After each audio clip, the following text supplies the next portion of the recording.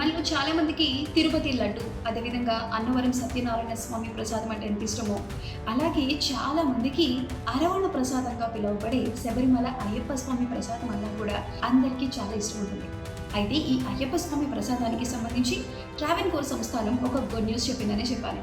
ఇంతకు ముందు మనకి ప్రసాదం ఏ విధంగా వచ్చేదంటే, మన ఇంట్లో ఎవరైనా స్వామి మాల వేసి శబరిమల వెళ్ళి దర్శనం చేసుకుని తిరిగి వచ్చినప్పుడు ప్రసాదాన్ని తీసుకురావడం, లేదంటే మనకు తెలిసిన వాళ్ళు ఎవరైనా సరే శబరిమల దర్శనానికి వెళ్తున్నప్పుడు మనం చెప్పి తెప్పించుకోవడం జరుగుతుంది. కాకపోతే ఇప్పుడు ట్రావెన్కోర్ సంస్థానం ఏం చేస్తుందంటే, ఈ అయ్యప్ప స్వామి ప్రసాదాన్ని డోర్ డెలివరీ చేయడానికి సన్నాహాలు చేస్తుంది. అయితే ఇది ఏ విధంగా అంటే, అక్కడ కేవలం కేరళలోని శబరిమల మాత్రమే కాదు, కేరళ మొత్తంగా ఉన్న ప్రతి ఆలయానికి సంబంధించి స్పెషల్ ప్రసాదాలు ఏవైతే ఉన్నాయో ఆ ప్రసాదాలన్నింటినీ కూడా డోర్ డెలివరీ చేయబోతుంది.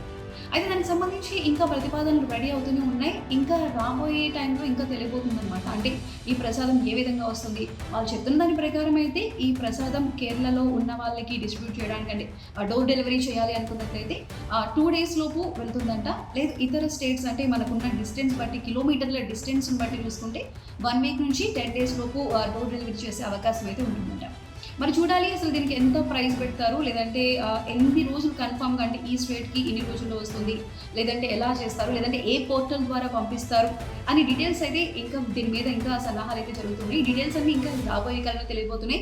కాకపోతే మనం ఏంటంటే, ఇంతకు ముందు మారుతున్న కాలం బట్టి ఇప్పుడు మనం ఏ విధంగా అయితే పాలు, పువ్వులు, కూరగాయలు ఇవన్నీ ఆన్లైన్లో డోర్ డెలివరీ చేసుకుంటున్నామో, ఇక రాబోయే కాలంలో కేరళకి సంబంధించి ట్రావెన్కోర్ సంస్థానం అధీనంలో ఉన్న ప్రతి ఆలయాల్లో ఉన్న ప్రసాదాలకి సంబంధించి కూడా అదే విధంగా మనం డోర్ డెలివరీ చేసుకునే అవకాశం అయితే రాబోతుంది.